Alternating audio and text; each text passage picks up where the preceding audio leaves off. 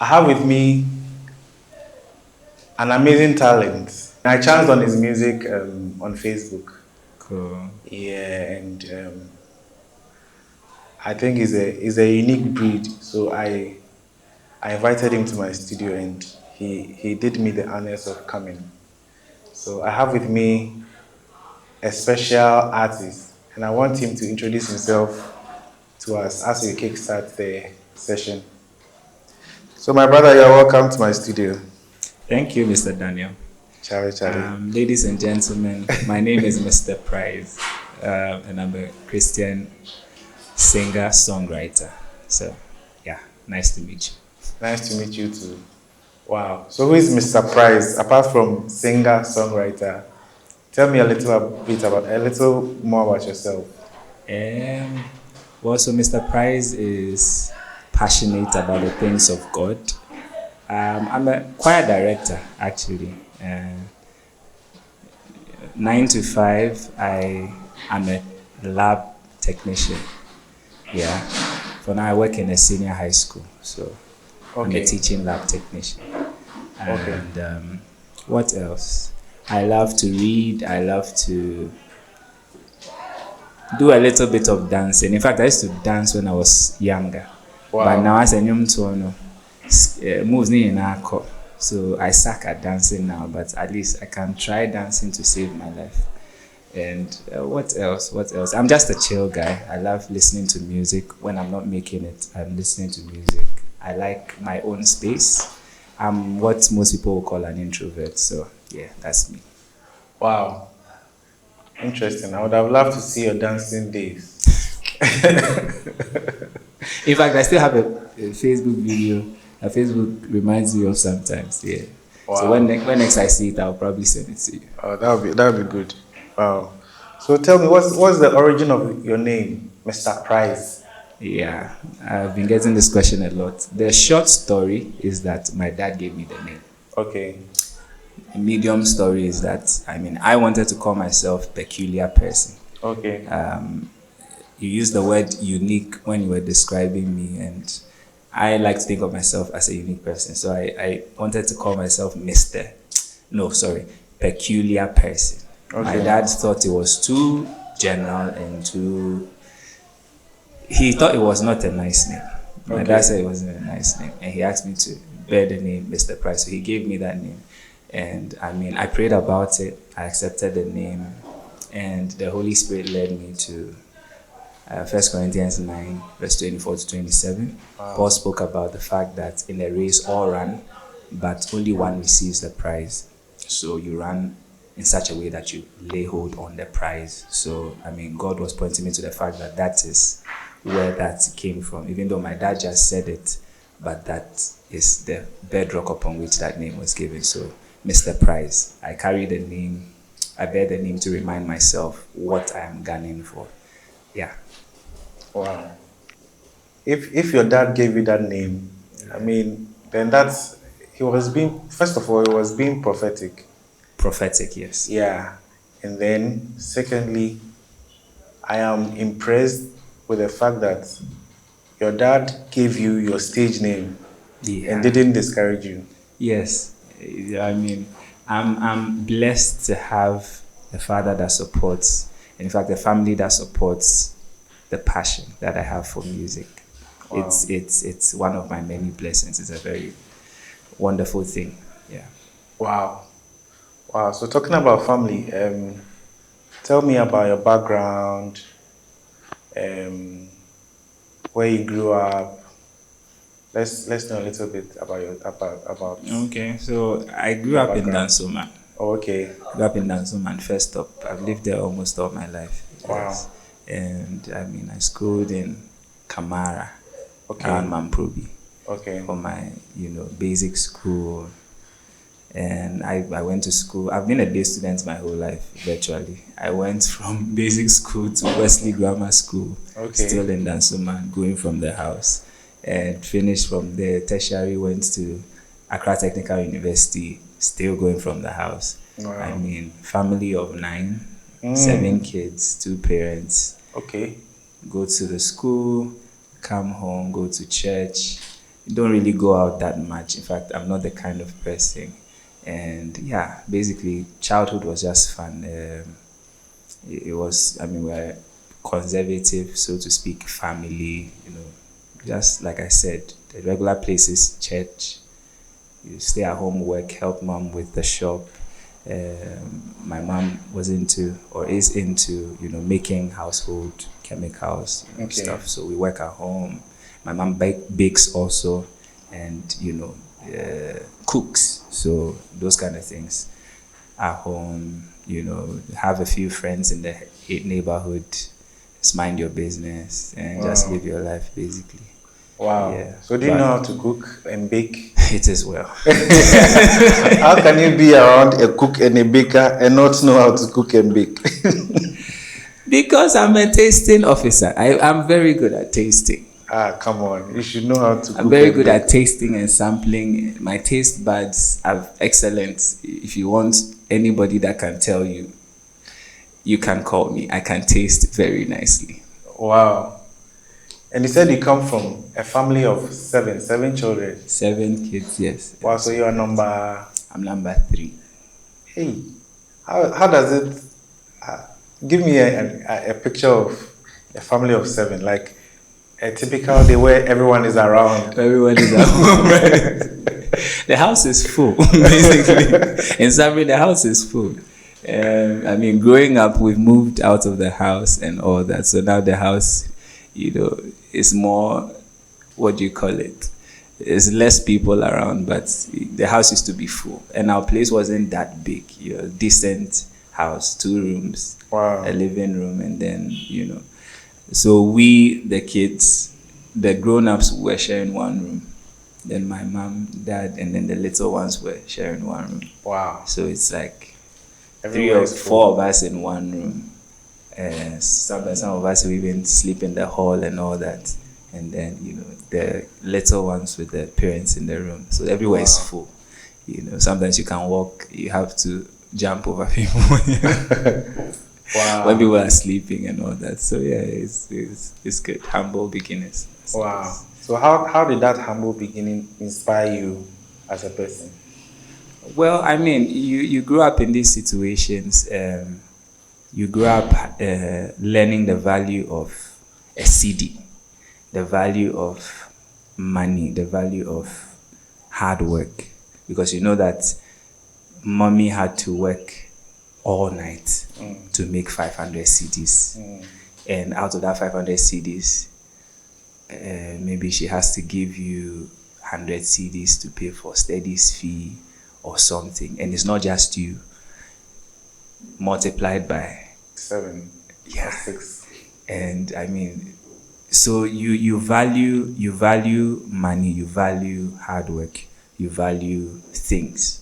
And so that taught me everything that I know. Yeah. So. Wow. Interesting. Yeah. So, growing up, what were your earliest musical influences? What kind of music was your dad playing early in the morning? What were your earliest musical influences? In fact, mine wasn't like that. Okay. My story doesn't follow that trend. Wow. If you're talking about what we play early in the morning, we did morning devotion. So his voice is what we were playing early in the morning. Oh, okay. He would wake us all up singing in the living room. Wow. And we all have to run and come there because if you don't come, later in the day, you will be the talk of the day, you'll be the headline. Okay. Because it's like you are getting demon possessed. So basically, morning devotion in the mornings and all that. It's not that we had this culture of playing music also. Okay. My family is not a musical family, but my eldest sister, she is the songbird. Okay. She's the one who sings all the time. She's the one who was in the choir before I later joined. Okay. It was a thing that happened along the line for me, music. It wasn't that I grew up singing. But obviously, I feel like everybody sings, right? Okay. You either sing the song on the advert on the TV, or you are singing, your favorite artist song when it comes on also. So that one is general for everybody. So obviously I did all that. Okay. But I was more into dancing when I was actually younger. I was part of a dance group and all that. That's what I thought I liked to do better. And then I would sing. But I didn't think of singing in any way other than the regular person, just exploring that because that's what we all do. Until somewhere 2015, 2016, that I started to get closer to God, looking for purpose, searching for purpose. And then there were pointers to that. I started writing, then took it serious, and then actually started recording songs. Interesting. Wow. So, what were some of the earliest music that you heard, like follow, whether from your sister's end or around you, or Okay. or even when you became serious with God? Yeah. Yeah. Okay, so I would quickly think of Don Juan's songs. Think of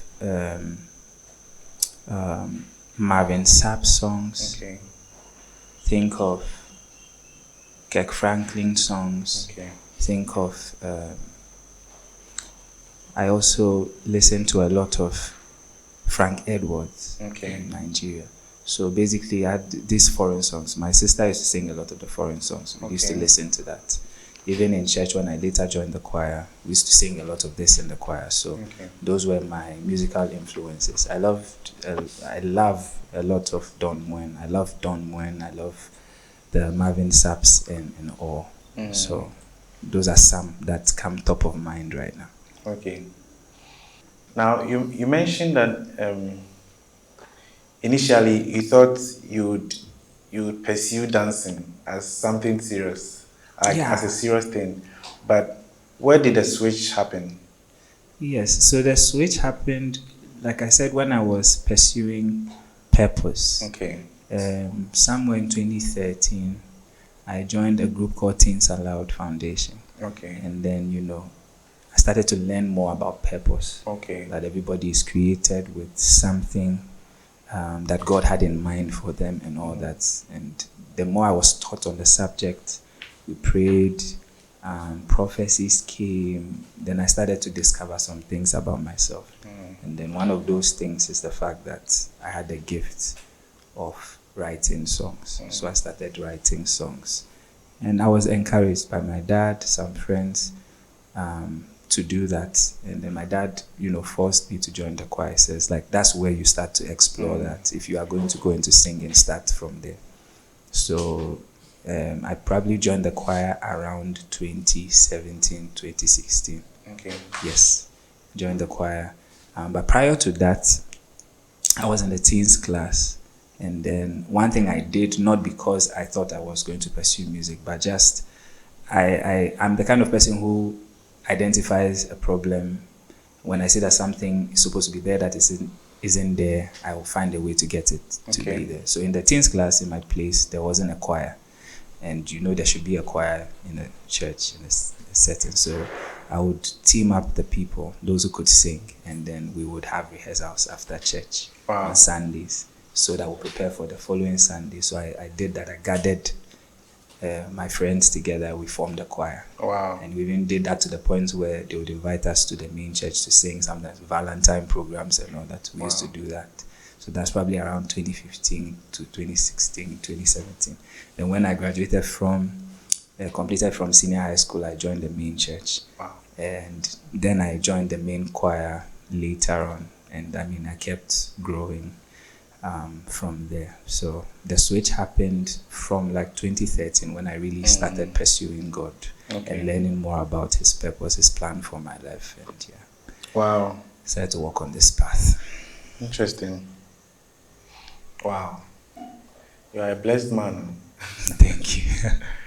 A blessed man. And how was so your dad was giving you his full blessing? Yes. What about your mom? My mom was in full support. Okay. My mom is always, mummies, and mummies with their boys, they are always supporting whatever makes the guy happy. So Yeah. mom is in full support. Mom never objected. Just the fact that I make a lot of noise in the house, that's what she doesn't like. I'm making noise in her ears. I'm making noise when I'm in the bathroom and she will shout, Ebuka.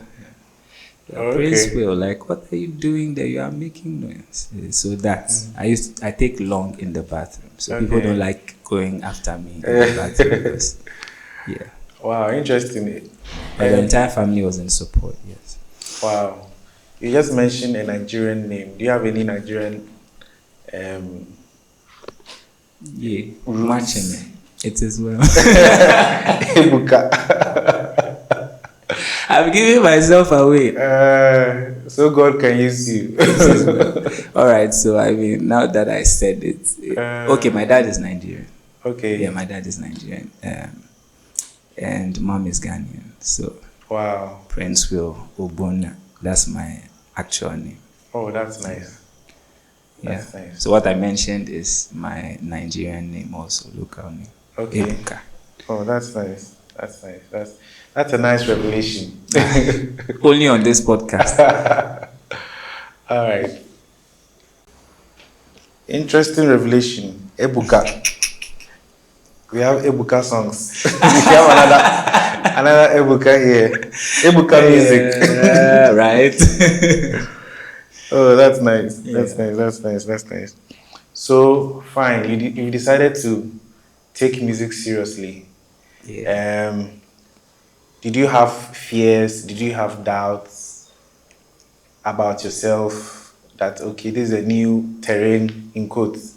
Yes. Can I do it? Can I survive? I've been battling it. I don't know if I've stopped battling it, but now I think I've just learned how to do it scared. And I've done it so many times. I'll just get on there and do it. Wow. I've battled it. Yes, I've battled doubting myself, whether I've done enough rehearsal, whether I'm enough, whether I can actually do this.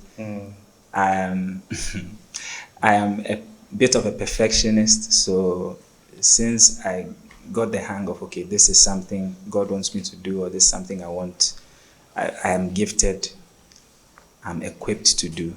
I've always wanted to be sure, like extra sure. I have to be extra sure. God, is it, or maybe I should wait a little? And something that my dad kept hitting me on is the fact that I always would give the excuse that I want to be very prepared. You know, so before I ever entered the studio, he had to literally chase me to go and record that first song. Wow. Paid the studio engineer, called the person, and it was I couldn't come back home if I hadn't done it. So he had to give me pressure to do it because I'll always be pulling back and I'm not sure my voice is ready. I should train a little more and all that. So I have battled with feeling inadequate, feeling that maybe I'm just not ready. But one thing that I've come to understand is that when God says go, you go. Yeah. You don't have to be ready to do something great. You don't have to have it all figured out before you can make impact. You just have to go where God says go. Wow. So those are some of the things that have helped me. And I want to thank God also. I'm grateful to have had people, mentors at every level. In the choir, I had this choir director, Miss Edu, Auntie Ifua, we called her, who when I joined, in fact, my voice was terrible. She would still encourage me to go up there and minister. She would tell me, Prince, I believe in you. I believe you can do it. So shout outs to Auntie Ifua if she ever gets to see this. Wow. So that encouraged me. I knew in my head that I can do this. Like I had a picture of what I can do in my mind. But then when you actually open your mouth, it's another thing that plays out. So I knew I had to work on myself. And I committed myself to the work. So, but it didn't happen overnight. It took a while. But one thing that I embraced is if I need to fail, no problem. I'll fail. Then I'll learn how not to do it. And I think that mindset is what has gotten me this far, because I've realized that a lot of people are limited because they never feel safe, or they never feel comfortable making mistakes, being humiliated. Like many times, I can remember all the times I felt like the stage should open up and swallow me because I told them I was very sure that the key is E. And then they played E for me, and then I was on A. And it was a disaster. Machinium Saha was stage. It's a wonder. And then the funny thing is that in the same place that all of these mistakes happened, and I was raw. I started to challenge myself. I started to take part in music competitions. So at the point I said, okay, I'm going to go push myself. I'm going to go be a part of a certain music competition. I think I went for one called Pryz Gospel Reality Show. 2019 or 18, thereabouts. Somewhere there. And then, I went there. I still messed up on stage a few times, but there, they had vocal coaches and all of that. Okay. And then you learn some things. You see people like you sharpen your gift a little bit. After that, I came back, I was better. I pushed myself. I would go on YouTube. I was committed to daily improving on what I got. Wow. Thank God for YouTube Academy, or YouTube University, as some call it, because you go there, how to maybe work on your voice, vocal warm-ups, vocal exercises, all of that. I would download a lot of it. I had folders on the laptop, and then I'll just be working on myself, getting better. Had people whose vocal ranges or whose vocals I loved and enjoyed, they were like my models. I'll listen to a lot of their music, try to sing like them, learn, just watch videos, learning about the voice, learning about what it takes to be a singer, what makes you a better singer, and all of that. And even till today, I'm still doing the same. And by the grace of God, I'm not where I used to be. There's been improvement, and now we can do better. So, wow.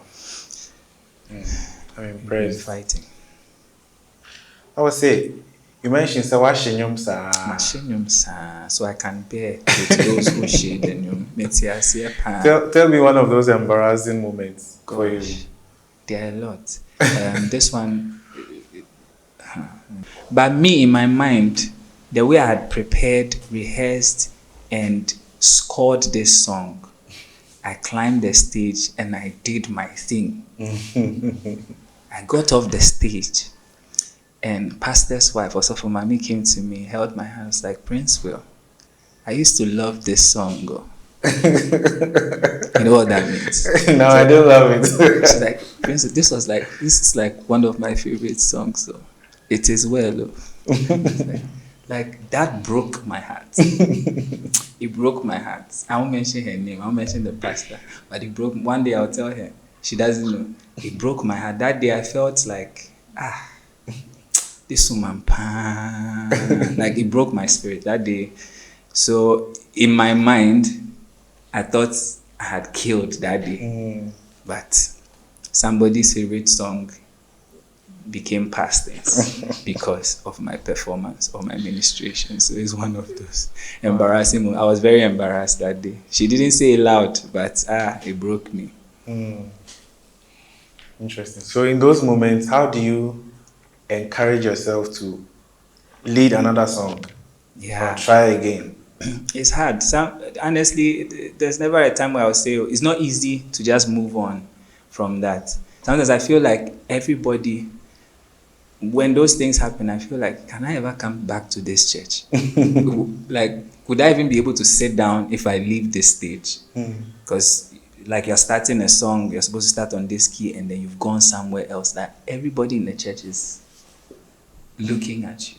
The stage is high up here. Everybody is down there looking at your face. Brother, what are you doing? What do you think you are doing there? Didn't you practice? So, you get down, and I feel like the whole world is against me. Get home, and you can't get over it Monday through Wednesday. So sometimes I would just, withdraw into myself. But the thing is, if you stop, you will not get better. Yeah. Yes. So sometimes I'll go back to either YouTube, go and watch something to encourage myself also. And then the Holy Spirit will also lead me. Charlie, go. Fail forward. Yeah. At least you know what not to do. Yeah. And another thing is that I'm very realistic. I'm very I am my worst critic or best critic. I would list the things that I probably did not do well, because bad results don't just happen. You didn't do something or you overlooked something. So I try again, because now I say, okay, let me try this way. Let me do this time. Let me rehearse. Maybe the other time I rehearsed twice. I thought I was good. I did 2 rehearsals only, and then it messed me up. So I'm going to try 10 rehearsals this time around. I'm going to try, maybe the other time we rehearsed last night, the key was good. In the morning, I didn't even try it. I went and I sang and I messed up. So I will go early in the morning and I'll ask the keyboardist to be there on time. We'll try if that key still works. If it doesn't work, then we'll have to change key before I go on stage, so that I'll be able to sing on key. Okay, I entered before he did the other time. Let him key me in. Okay. So all of these things, I would assess the situation and really list out the things that maybe could have contributed to my failure. And then I will go back to the drawing board, try something else and see how that works. So I've done a number of those over time, and now I kind of know myself. So I took all of those failures as learning what works for me and what doesn't work for me. So yeah. I like that. I like that. Wow. You mentioned your dad went to pay for your The dad first paid studio session for your first studio session. Yeah. Wow. So Was that song 500 ever CDs. released? Yeah, yes. So That's that was one your of my first song. Till date, it's like one of my my favorite songs. That's it. So that was your first release. First release What's officially. the title? The title is Revolution Time. I'm Okay. sure if I play it here, you will love it. It's a Okay. prophetic song. Everything Wow. I said in that song is happening now. About yourself? Yes. Interesting.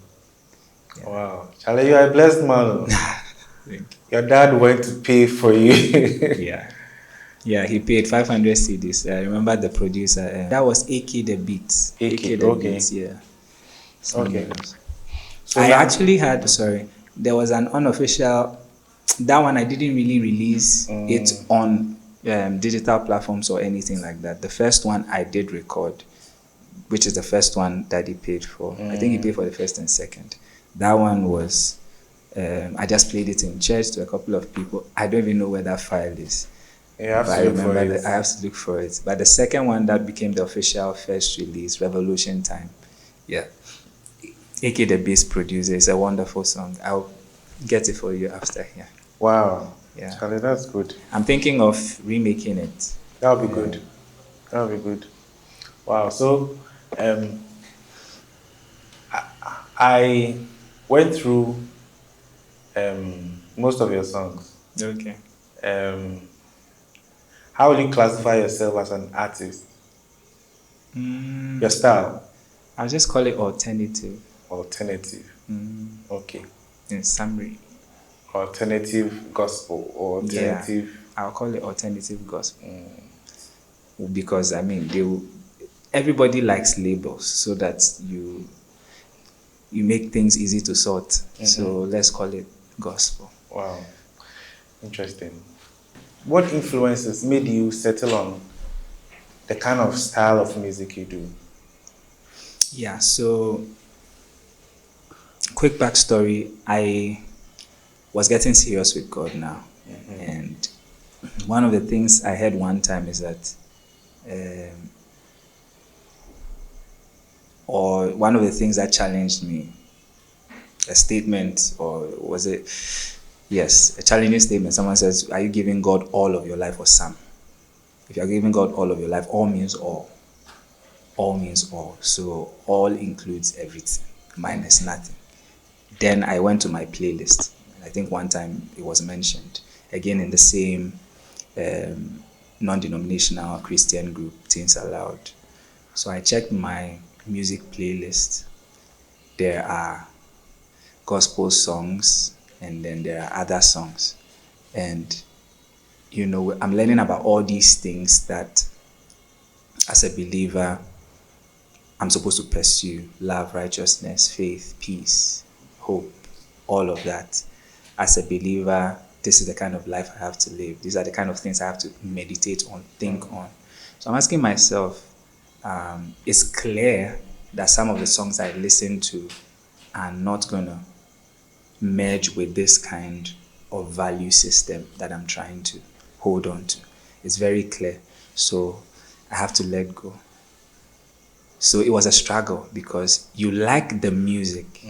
I understand it when people say, oh, it's the music. When I say the music, the instrumentation, not necessarily what the person is saying. Sometimes people are dancing to something and they hear certain things that are said in the thing. They're like, but let's dance. Let's dance first. And I mean, so I probably was in that group. But then I started to be real with myself and honest with myself that, okay, I want to give God my all. I really want to. So I have to let the music go. Help me, God, help me. And I think God did help me. God heard my prayer because he brought me a friend. I used to work in a cafe at First Stop. And then there was this guy one time, or the guy that was there before I worked there, or who was teaching me the work, introduced me to Christian hip hop. I was like, oh, okay, Christians make hip hop too. Like, I like hip hop music, rap, wow. And I listened to they're actually dope. Oh, it's nice. And then went down that rabbit hole, discovered others, Afro pop, Afro beats. Then there was this website, repjesus.com.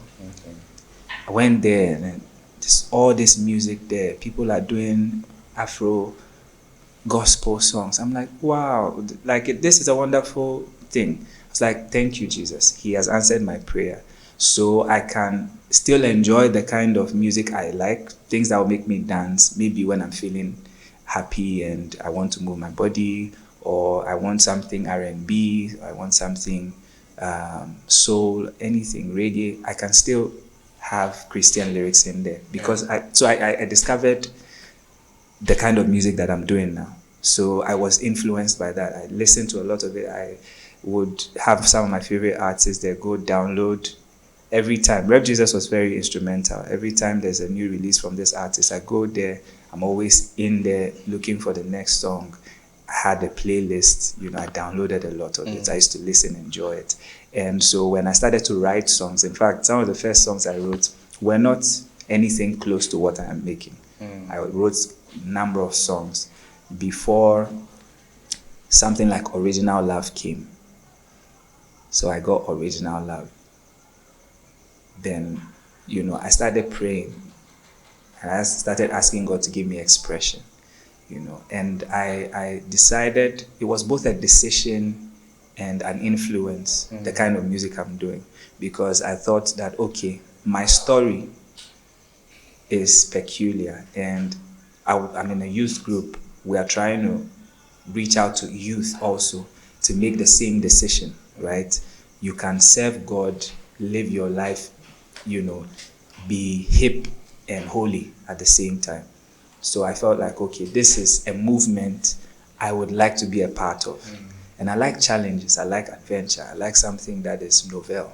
So I was like, okay, I want to be one of these people. I would like to, in future, be able to make music too that has the funkiness of it, but is still maintaining spiritual values inside. So that, it was both a decision, and then God gave me expressions too, because I can't write anything that I don't receive.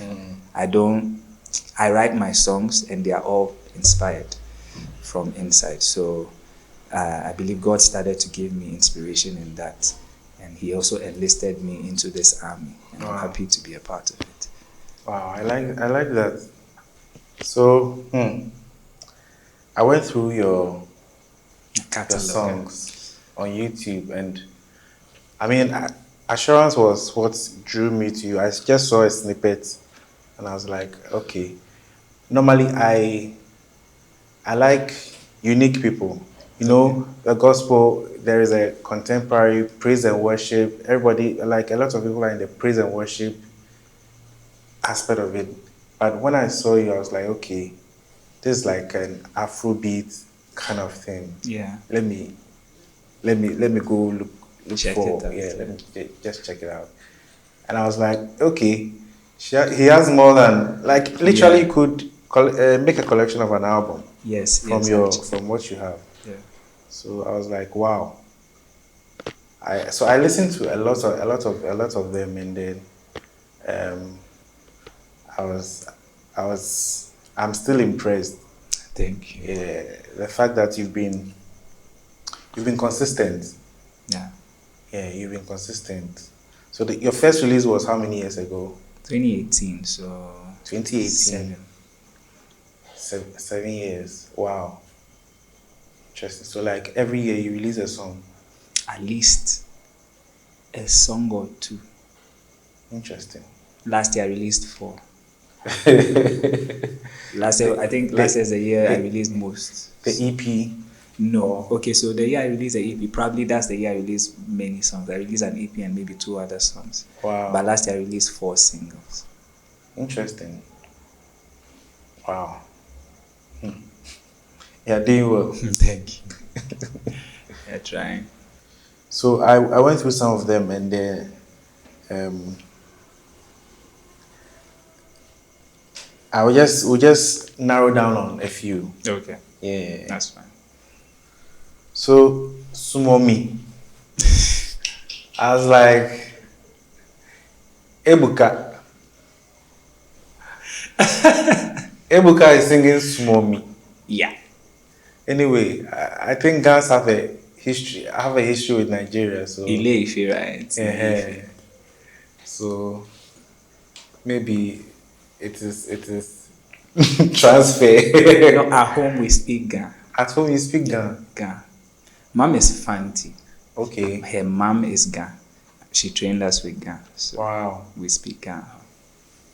Interesting. So that's how come you there was, I think it's a Ghana song with some bit of pidgin, right? Yes. Interesting. That Sumomi part was Nectar's idea anyways.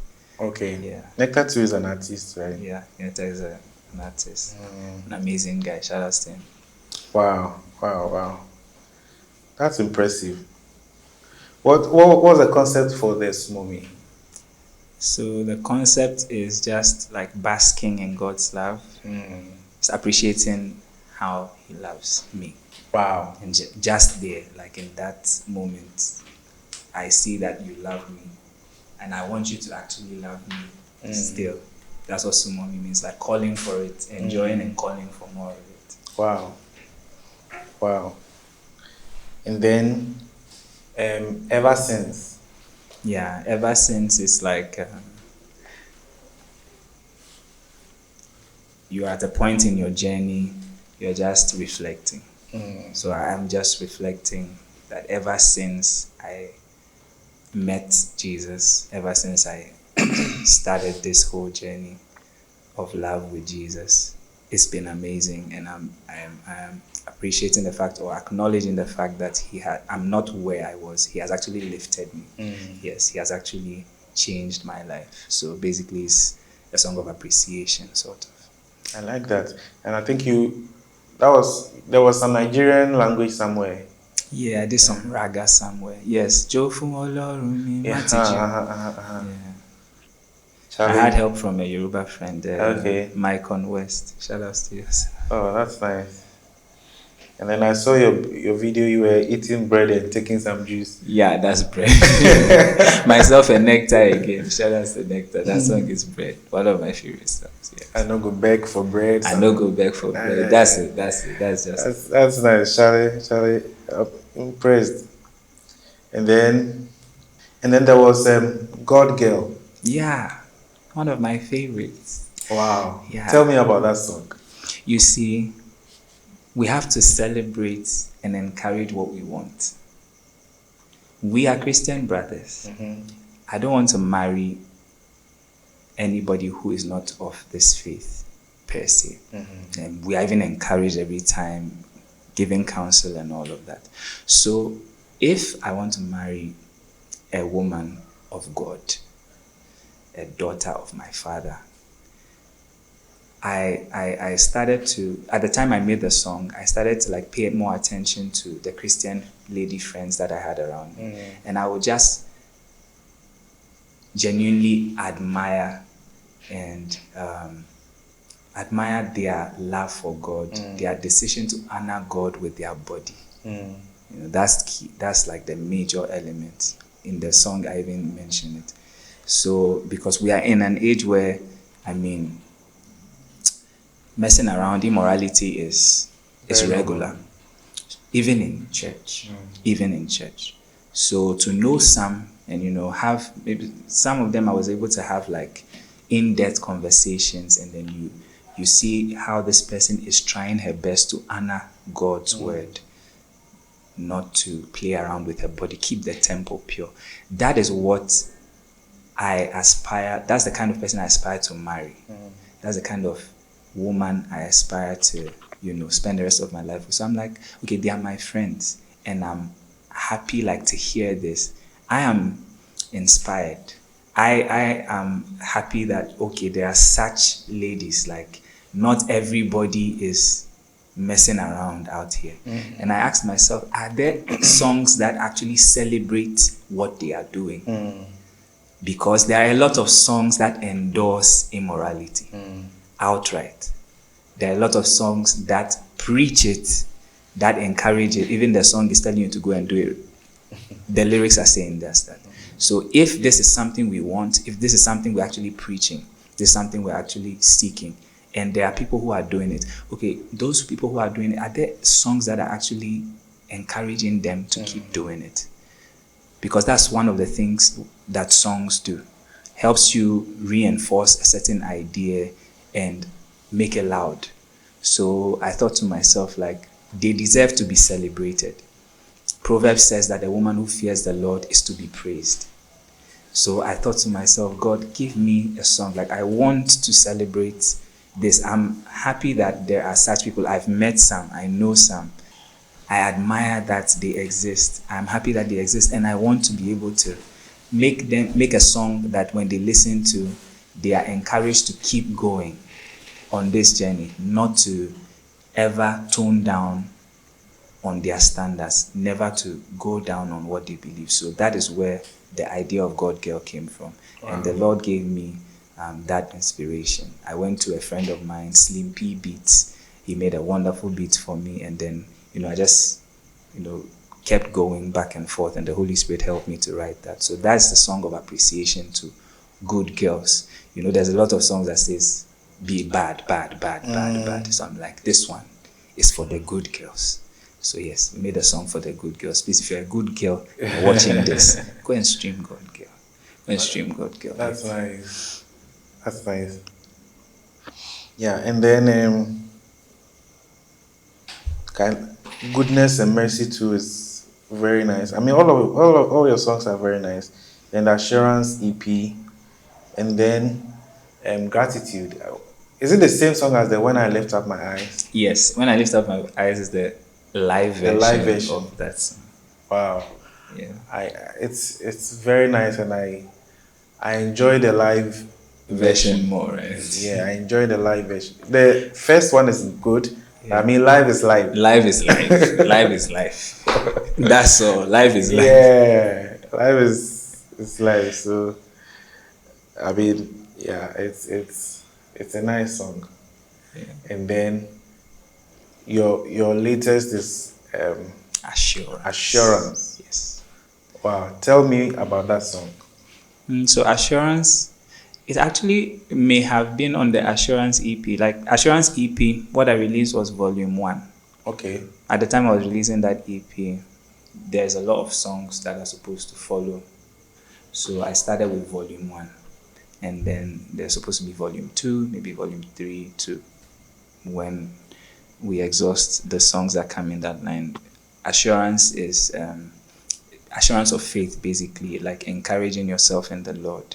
In the season that those songs came to me, I was very depressed. I was very depressed. I was very discouraged. You know, you're a young man, you're searching for you're trying to figure yourself out, you know. You are looking at what the world has to offer. There is this way that you want to go.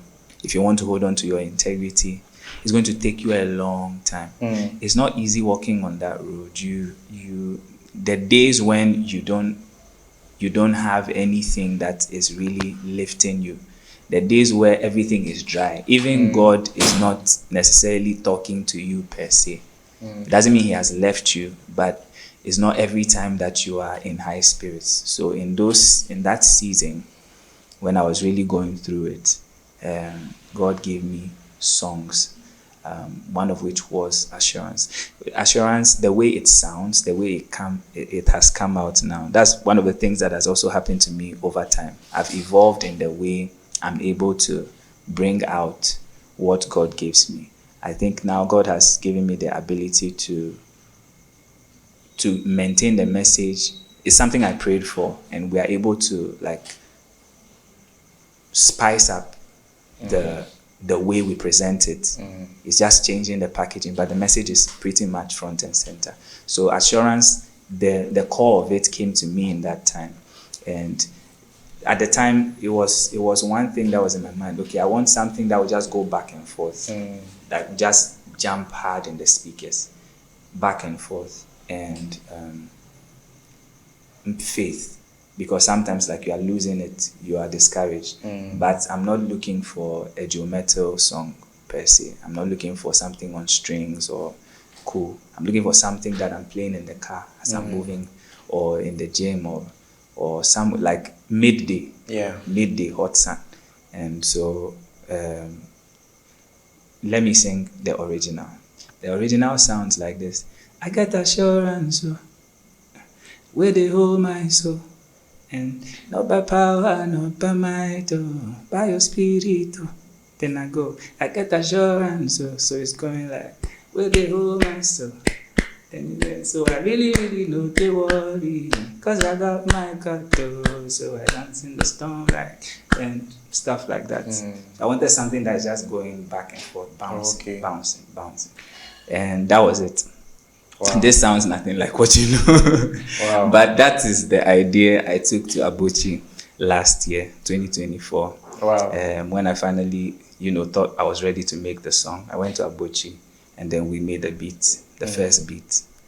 And it has metamorphosed. I'll cut the long story short into what it is now. But basically, the message is to have some encouragement that is hip, that is banging.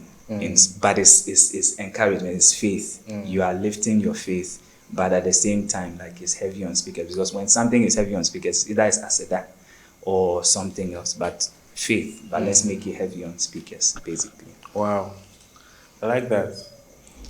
So let's make it bounce. It's the bounce that I wanted. So that word bounce, I wanted something that will bounce. I like that.